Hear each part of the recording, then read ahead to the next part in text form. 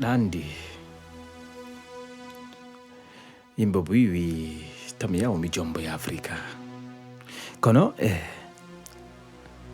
giɓe mi hima Africa fima welila Allah waɗin jombidiri mi fodima argol Europe hande sadi makko tooli hande a hewti Europe hande ko welo welo woni ga simi hima ko ɓernande weltoto ko arɗa tawɗalan ko welila iɗandi ga golle no woodi mbuuɗi no woodi cellal no woodi sago an koyen faamodir koye wonu hunde woodere simi maapike an kadi maapoɗa simi tampi tampa an kadi hara a jaɓali bomɓe woni hakkunde men tertoɗa ko yimɓe wolata nana waajo an gon waajodiren enen ɗiɗo ɓay ɗo ko enen ɗiɗo woni nene ko enen ɗiɗo woni baaba ɗo ko leydi jananere wonɗe sago yimɓe ɓen joni ko ɓe jooɗo ɓe wolnama piiji ko andanɗa hoore ma ko waddatama hakkunde ma e min hara ñande fino wiyetoyo ken Sonko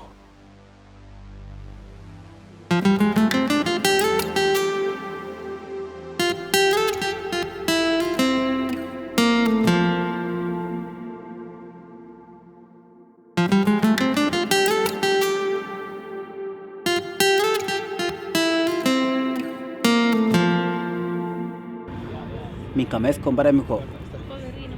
mbaɗami ko ne moƴƴi naade ɗiɗo dorkaji ari yeeya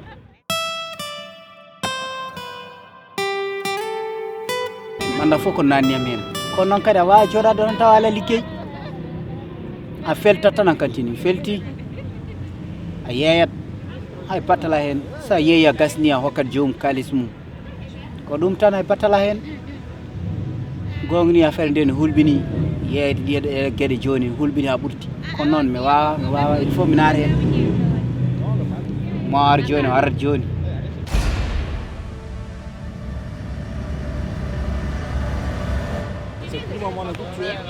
oui c'est celui-là oui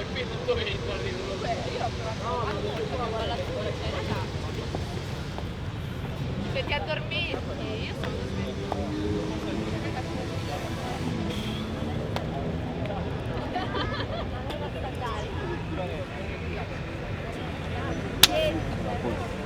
C'est comment? Lève-toi. Quand tu me salues, tu dois rester en pied. oui. Tu vas répondre avec un coup de pistolet. Non, excuse-moi. Attention. Excuse-moi. C'est comment? Bien. Vous, monsieur? Ouais, tout va bien. Alhamdulillah. Oui. Machallah. Bon, j'ai des choses à te donner. Mais c'est avec le secret. Ok. Donner. Mais si j'attends dans quelqu'un de ce parti, tu vas répondre avec un coup de pistolet. Tu as compris? Non, à la parole. Il n'y a pas de problème.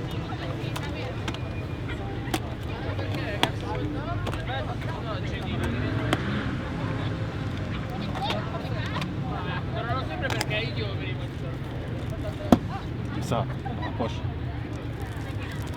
Casse-toi!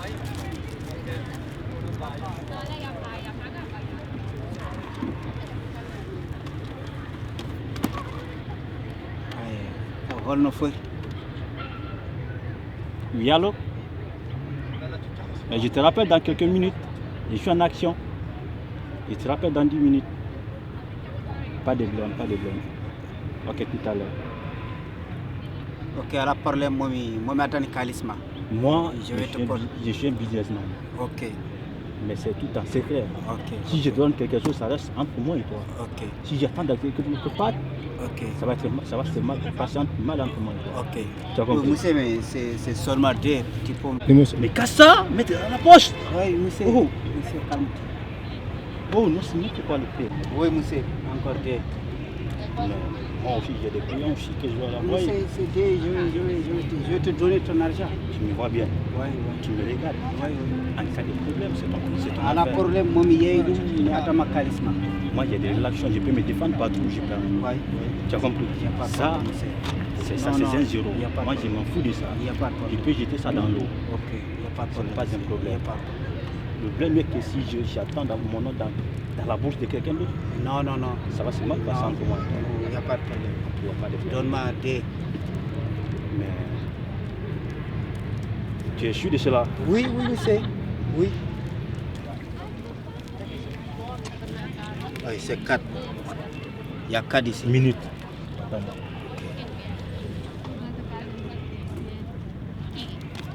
Je dois faire calcul. Il y a d'autres clients aussi qui vont m'appeler. Ok, ok. Oui, j'ai mis le téléphone. Dandi, affaire drogue wela. Drogue mo yalima. Selen drogue. Accen fimugol drogue. Drogue woɗɗintinde te famille ji maɗin. Ɓe ngule mo siɓɓe hay goreɓe ma ɓen. Awa. Selen drogue.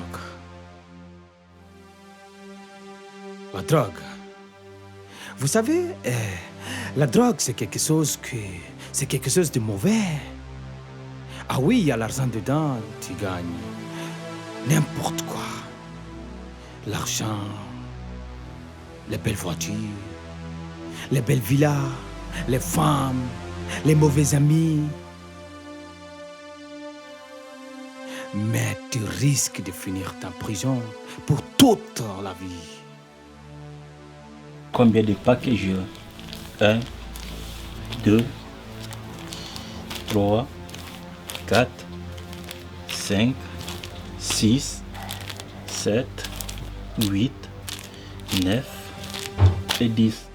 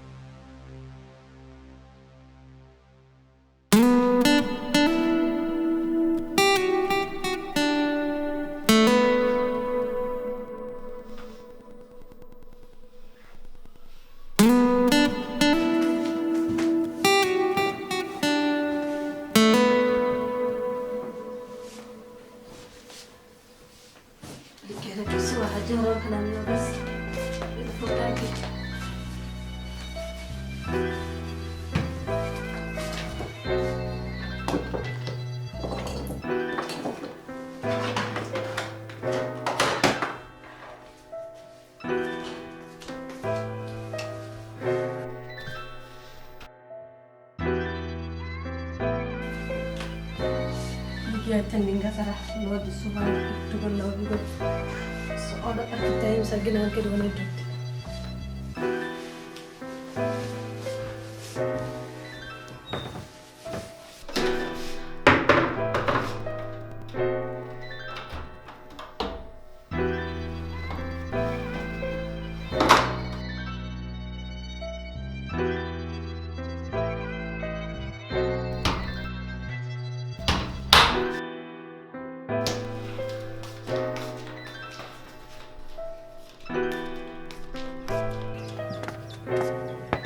And then I can work.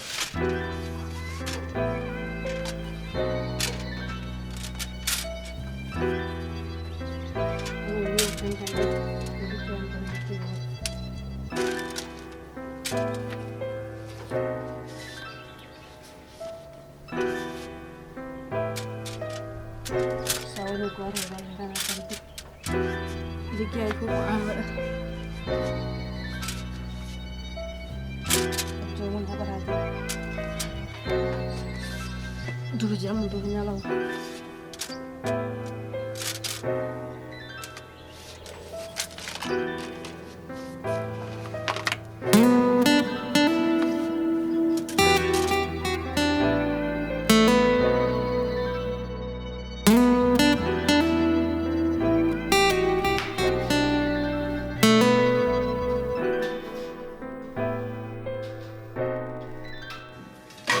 Yang peduli dia dekat dengan so, pas so.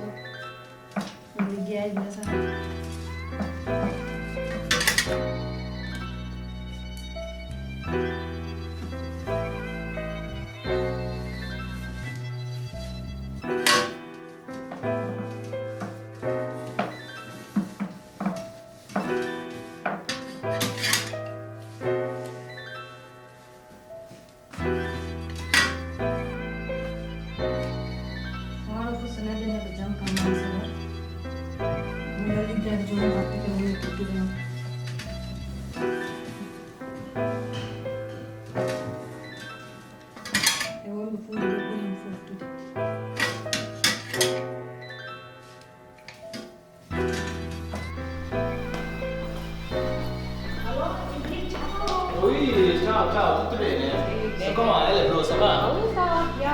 Merci. Ciao. Salut.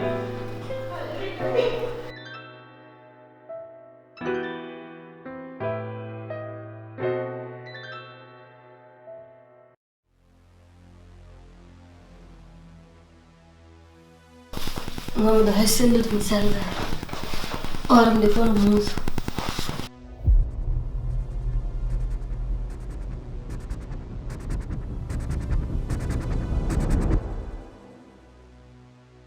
Mafo tampi. Sulit umahir gaina. Hasa selan wala ler paango.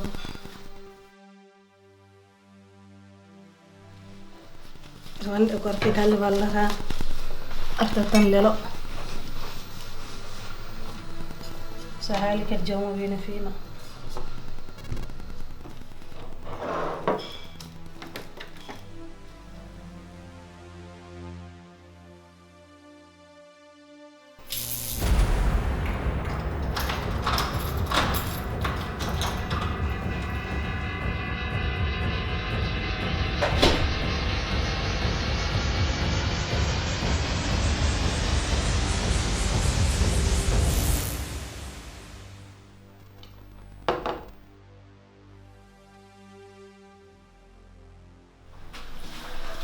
Jamnya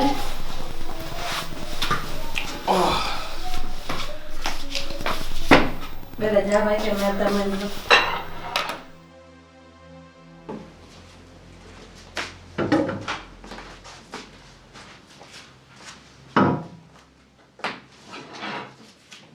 Ade bi mu jamnya la jaba Oui, ma ko jantumi woni. Jantumi woni.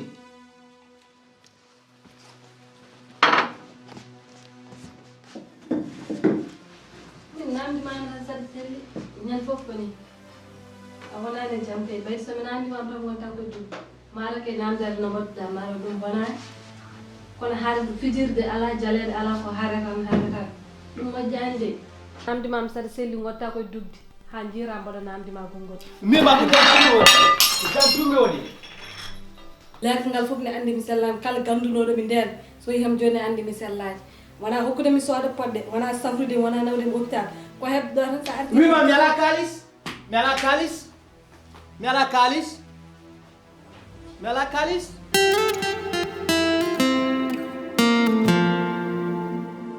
Yaha golle patron ma no sonkenama to waɗama ko faalaɗa gollirawa mbabba arta galle o fula muso kadi nangama e sonjugol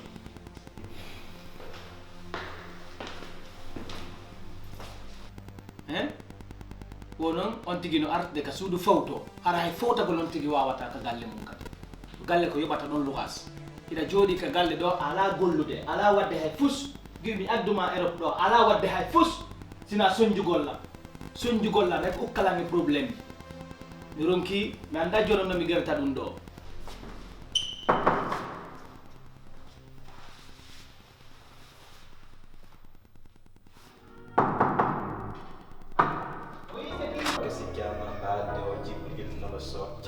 Non riesco neanche a capire come cazzo si chiama.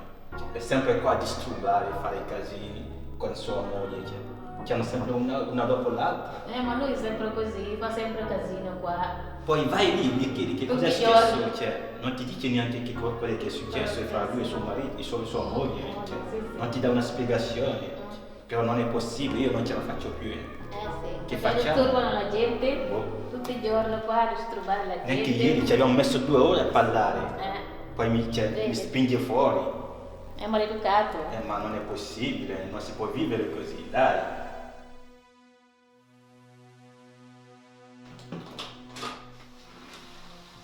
Oui. Bonjour. Bonjour. Y'a quoi? Il y a des problèmes ici dans cette Il n'y a maison. pas de problème ici, mes frères. Il n'y a pas de problème. Il n'y a pas de problème, je vous dis. Il y a 2 heures du temps que moi j'attends des bruits. Et où est le problème? Où est le problème? Si vous entendez des bruits ici, où est le problème? Ici, c'est chez moi. Lasciami che devo sapere. Ici, c'est chez moi. C'est moi qui paye E ici. da 2 ore che sono qua a urlare. Ici, c'est chez moi. Ici, c'est moi. C'est pas ça. Mais c'est moi qui paye ici. Où est le problème? Tu me détruis là. Non, moi je dérange personne. Je dérange personne. Je dérange personne. Ici, c'est chez moi. Je dérange personne. Tu n'en peux plus. Vous savez, il y a quoi? Prenez la porte, s'il vous plaît. C'est pas ça. Prenez la porte, s'il vous plaît. Je ne veux pas de problème. Prenez C'est pas comme ça en vie. Je dis, prenez la porte, s'il Nous vous sommes des plaît. amis au champ. On peut faire la porte. Quelle amitié? Moi, je n'ai aucun ami ici. Je n'ai aucun ami ici. S'il vous plaît, prenez la porte, s'il vous plaît. Partout là, on vous voit, vous vous promenez dans la rue à chercher là sur les problèmes. Oui, d'abord,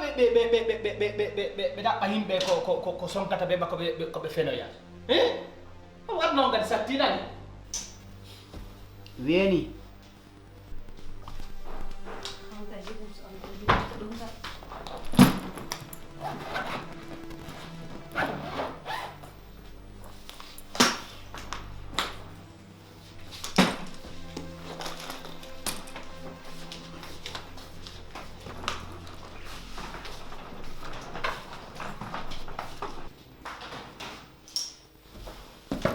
On te attend?